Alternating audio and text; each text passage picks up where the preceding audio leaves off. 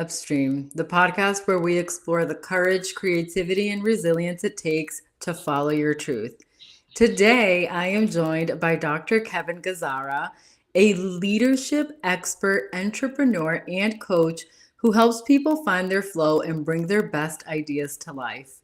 Dr. Kevin Gazzara spent 30 years in the corporate world, including 18 at Intel, before successfully transitioning into entrepreneurship. For 18 years, he's been a coach, professor, speaker, and co author of The Leader of Oz and Ready, Set, Get Hired. As senior partner at Magna Leadership Solutions and founder of CoachSultants.com, Kevin helps leaders, especially in the tech world, strengthen communication, creativity, and impact through his positive intelligence coaching and leadership frameworks. Kevin, welcome to Flying Upstream. Lisa, thank you so much for sharing me with your listeners today. Of course, we're so excited to have you, and I am personally interested in learning in a lot of learning about what you do. One of the most interesting things that I read about you is you set a personal goal to leave the corporate world at age 50, and you actually did that. How did you plan for that leap, and what gave you the courage to follow through? Well, I think fortunately, I had a fantastic mentor and coach when I was working at Intel, and at age 40, I decided to put this 10-year plan together. So I'm a planner, and my goal is to retire at 50. And there's lots of things that you have to put in place to do that, to prep for that. So, my tips for people that are considering, making that transition and have the time and haven't done it already is to get a great coach, a mentor, someone that has done it already for you, so that you can. And it doesn't have to be in the same industry. They have to have the knowledge of what it's like to make a transition, outside of a corporation or whatever industry you're moving from A to B, whether it's being an entrepreneur or you're moving, from high tech into something else. So get a mentor, get a coach that will hold you accountable. That's the first thing you need to do. The second thing is find a fantastic financial advisor. I've had my financial advisor for over 30 years. And, when I first met with him, I had some goals and so forth. But when I had at 40, when I put my plan together, I said, here's the 10 years. And at this point, you need to tell me how much money I need to have in the bank so that I can leave the corporate world. And if I don't work another day in my life, it doesn't matter. Because I don't want that pressure. And I remember having the conversation with Chris, my financial advisor. He called me to wish me happy birthday, and he said, "Hey, anytime you want to check out, you can." And he spent the next 10 minutes convincing me not to leave. He said, "Are you still having fun? Are you still building your network? Are you still learning? Do you feel like you're being compensated? Do you have a good management?" And it's like, yes, yes, yes, yes, yes. And then he said, you look for a message from God. You get a message from God at some point in time. And sure enough, about 9 months after my birthday, they changed some management at Intel. The new VP that I was reporting into through a couple layers decided that what I was doing, which was I was managing Intel's management leadership development for the world, that he had different ideas than I did. So I remember calling Chris and saying, "Hey, I think I got the message from God." And we took one. I said, "Give me 90 minutes to the VP. I'll try to convince you that you need to move in a different direction. And at the end of 90 minutes, if I'm successful, I'll stay, and if not, I'll do something else." And gave him the 90 minutes. He says, "No, this is my idea. I'm not listening to you, even though you had 30 years of experience doing this." And I took two of my colleagues who wanted to do the same thing, and we left 18 years ago. We started Magna Leadership Solutions with all the stuff that you talked about that I do. And every year's been better than the last. And was a wonderful thing to do, but it was the preparation. It's saving diligently, living frugally. It was gaining additional education, building my network, getting my name out there, starting to speak at conferences. I started teaching at different universities. So it was putting all those things in place. So when I made the transition, it wasn't this gigantic jump off the cliff. It's more like wading into the water. I love that. I love that quite a bit. And I love the planning that you shared so thoroughly, the planning that it took for you to be able to get there. Because a lot of times people see, like, oh, he was able to leave at 50. Like, how many people can say they retired at 50? I don't know many. But knowing, they don't usually know what goes behind that. They just see he was able to do that. But the how kind of gets lost in the past, sort of. And I really appreciate you sharing that. I also appreciate you sharing the living frugally and the financial preparation part. That is a big one because I feel like there is a lot of people who want to make the leap, and the reason that we don't, and I'm saying we, including Mm-hmm. my in here, is the fear of our financial responsibilities. Like, how are we going to sustain ourselves and our families if Yeah. we can't financially support ourselves while we're pursuing the things that we love? And I love how you just said that, get yourself a good financial advisor Mm-hmm. and plan that. That's beautiful. Yeah, yeah, and it's I think the basic thing that I've learned, both in the corporate world as well as being outside for 18 plus years, has been is don't do it alone, right? Find people that have done it. Find people that are experts, whether an expert coach, whether an expert finance person, whether expert investor, whether it's an expert lawyer to keep you legal in your estate.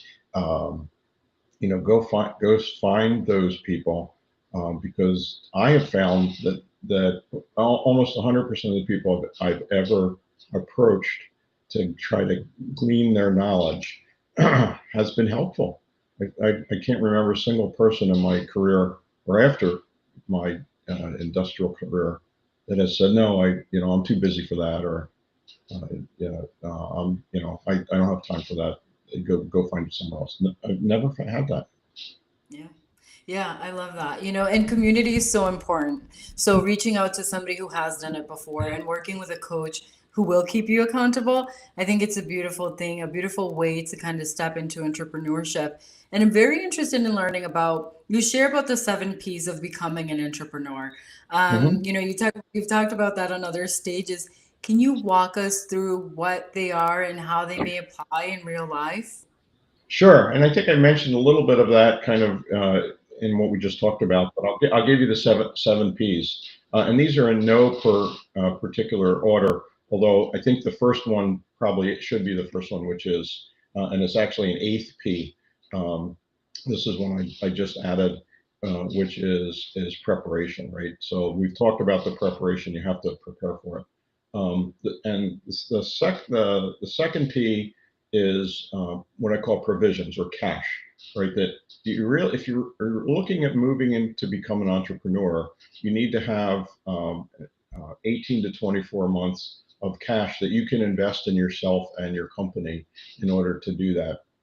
And before I left the corporate world, I had a discussion with about a dozen different $1 million plus entrepreneurs have been very, very successful doing what I wanted to do, and doing leadership development and coaching and speaking and being a professor.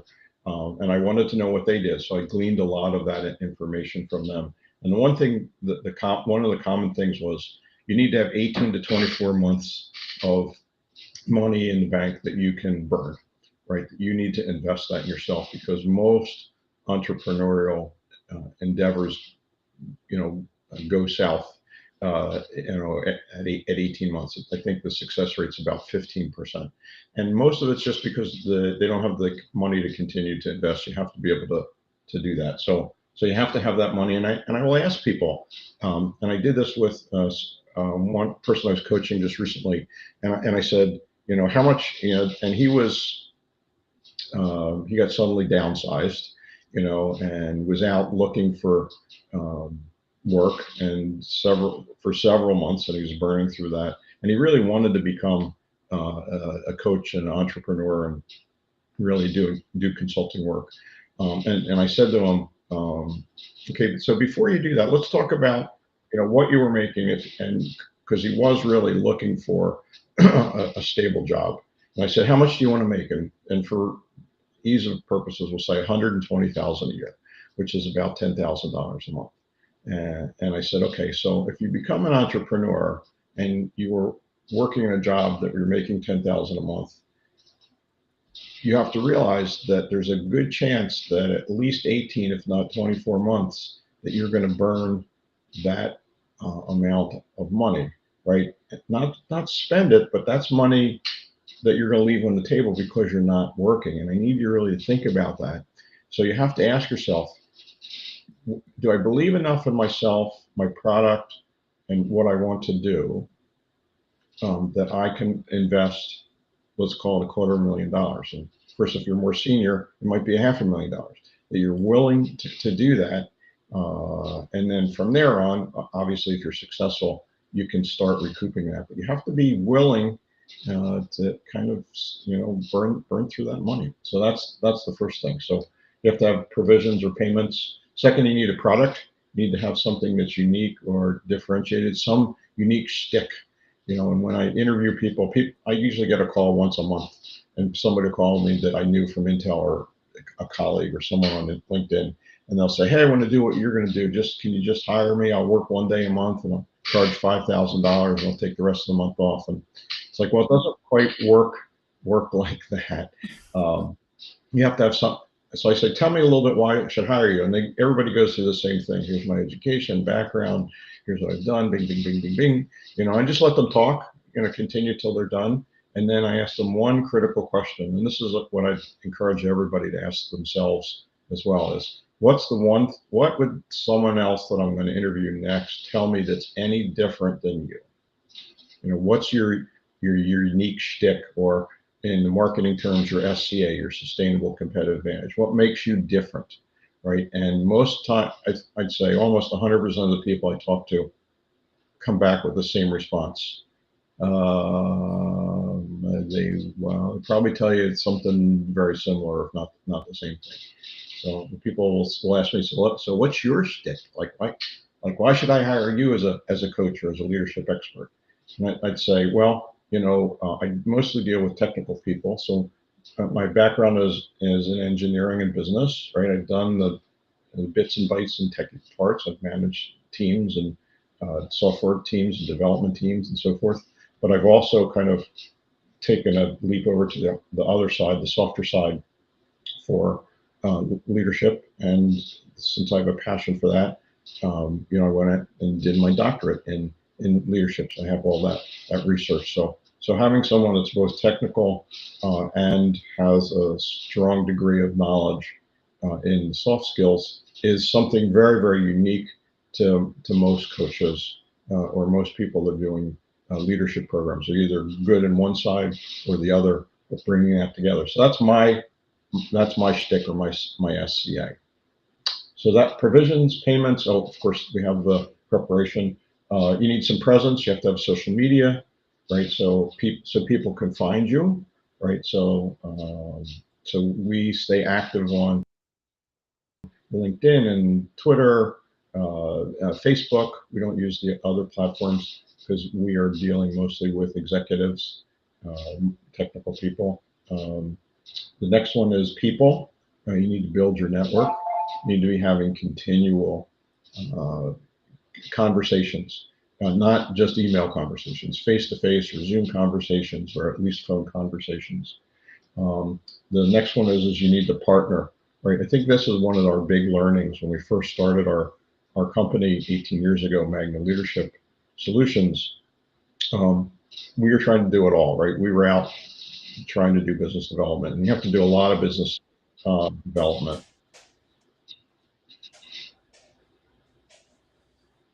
Oh, Kevin, I may have lost you there.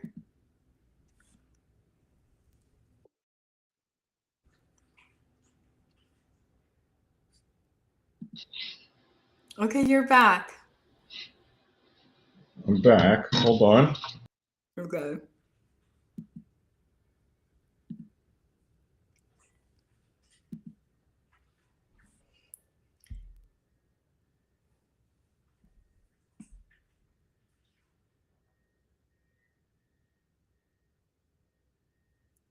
Are you still there?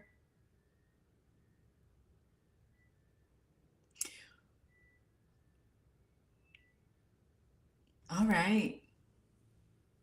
So Kevin's having a little bit of technical difficulties. We're going to give it a minute and see if he's able to get back on with us. There isn't,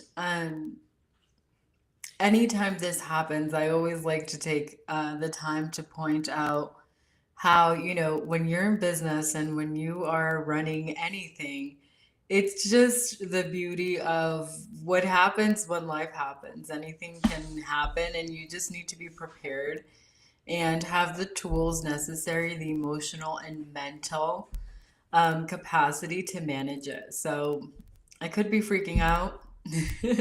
Kevin could be freaking out, but you kind of roll with the punches, and sort of to the point that Kevin's making. I think this is also, in terms of preparing when you're jumping into entrepreneurship and jumping into doing your own thing, you do get to have more control, which is some of the reasons that some people like to join the world of being an entrepreneur. But that also means that you do get to have more control, and that comes with responsibility. And part of that responsibility is, the preparation. But preparation does not mean that there aren't going to be any challenges. In fact, preparation means, being able to handle those challenges when they come your way. And technology likes to do what technology likes to do when technology likes to do it. And, as a podcaster, this is something that throughout time you learn to manage, and you learn to navigate. And, at this point, I can stay this calm. I remember the first time that this happened on a live stream, and kind of freaked out a little bit. And, now we're here, 130 something episodes later. You learn that, what's in my control? What can I control as a podcaster, as a human being? And you just learn. And I think that if we go back and watch the first time that this happened, as a podcaster, you could probably just have a very good understanding of my freak out and reaction, versus my reaction today. And that's also part of entrepreneurship, and it's part of growth, because I'm sure I freaked out. And right now, I get to now understand what I get to do, what this gives me the opportunity. And let's see if Kevin's back on the stream with us.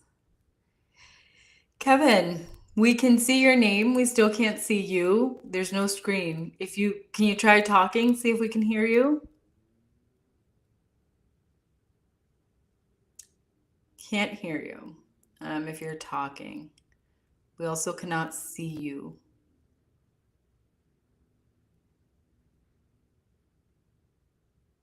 If you let's see. Oh, here we go. Okay. Kevin's gonna reboot and he'll be back. So we're just gonna chat for a little bit longer. And yeah, like I was saying, it's taking advantage and understanding what that door opens for you. When that happens, when something doesn't go as planned, you get to take the opportunity as an entrepreneur and learn. You get to learn from a business perspective, what does this mean for my business if this were to happen every time? And as a human being, you get to learn, what could I have done to have handled that better? And it is in those moments where growth happens. It is in the discomfort where we grow, especially in business. It is in the hard conversations that you don't want to have. It is in the difficult experiences when the presentation doesn't work in front of, someone you're trying to make a deal with, or a collaboration that you're trying to put together. And that presentation that you spent 7 hours working on, just you can't find it on your computer, or isn't working, or it didn't all of your latest updates aren't showing up. What do you do with that? You know, you have to decide in that moment.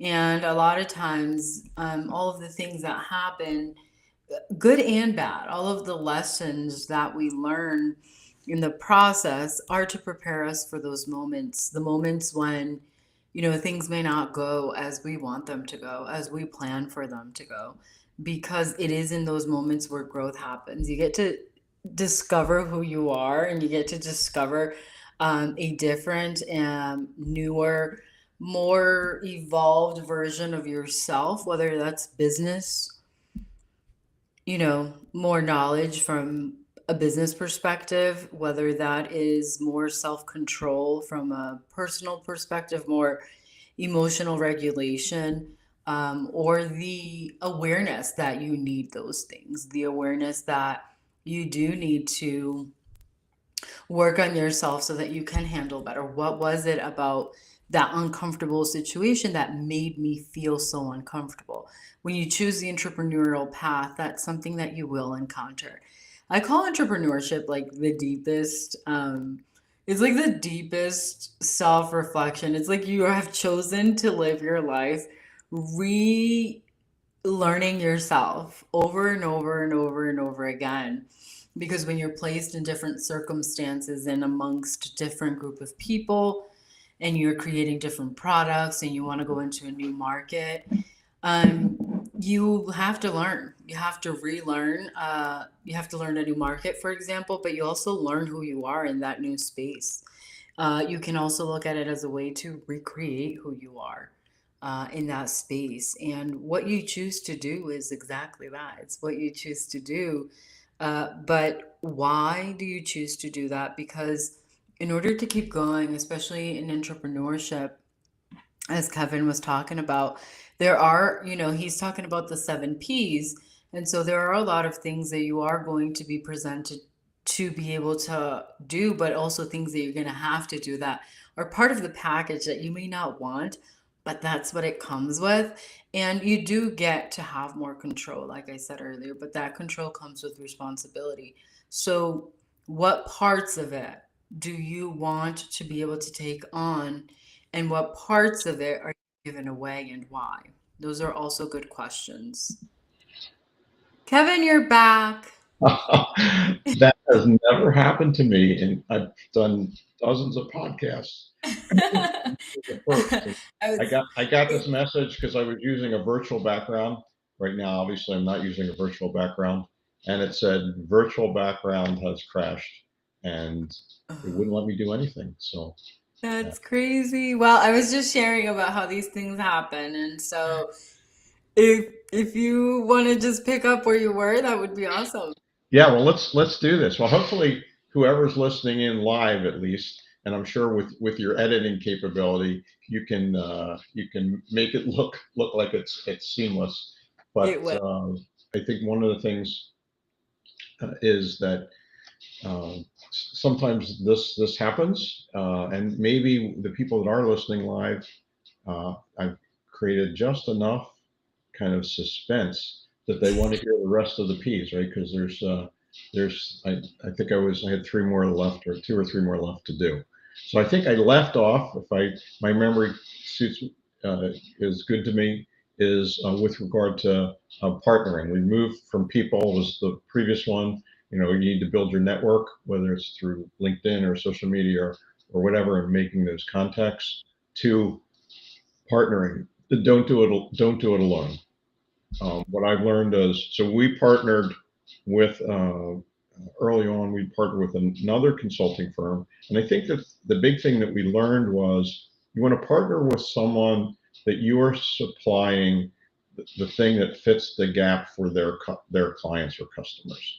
Too often, what people will do is they'll contact other firms or people that are doing the same kind of thing, and they'll say, "Hey, I want to come and work with you," and so forth.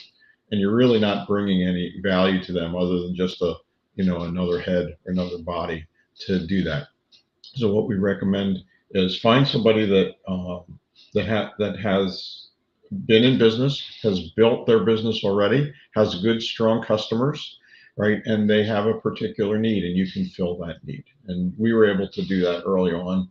So we learned their products, they learned our products, we sold their products, they sold our products, and we filled that gap to give, a total, a total package to the clients. So that worked really well. And then the next P is publication, right? That you need. Everyone told us the same thing: is you need a hard copy, uh, hard hardcover book that you can use, right, to give to a CEO. And we wrote this book called The Leader of Oz. We took the story of the Wizard of Oz, and we wrote a business parable about this company in Kansas that gets whisked away to dropped into Silicon Valley, and you have the wicked VP from the east and the wicked VP from the west. So it was a lot of fun. Myself and my business partner, Dr. Ali Lakhani. Oh, Kevin, I can see you, but I can't hear you. Just stopped.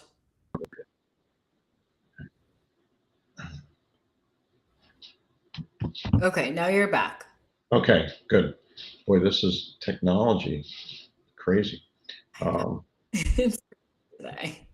so I think I was talking about publication, which is the hardcover book, right? That with Dr. Ali Lakhani and my business partner, and we basically took all of our academic knowledge, but we put it in a way that was easily understandable about how do you build teams and how do you become a great leader, and so forth. So that was, um, and having the ability to hand a hardcover book to someone that wants to hire you adds a lot of credibility.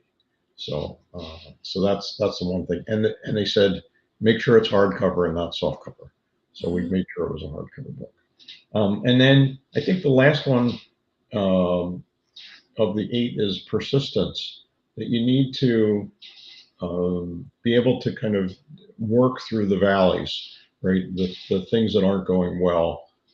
Be able to have resources, support for you, whether it's family or friends or a coach or whatever. But you need to be able to have those in place so that when you do get to that point of saying, "Oh, was this a mistake?" or "I don't think this is going to work," where you're really not trusting yourself.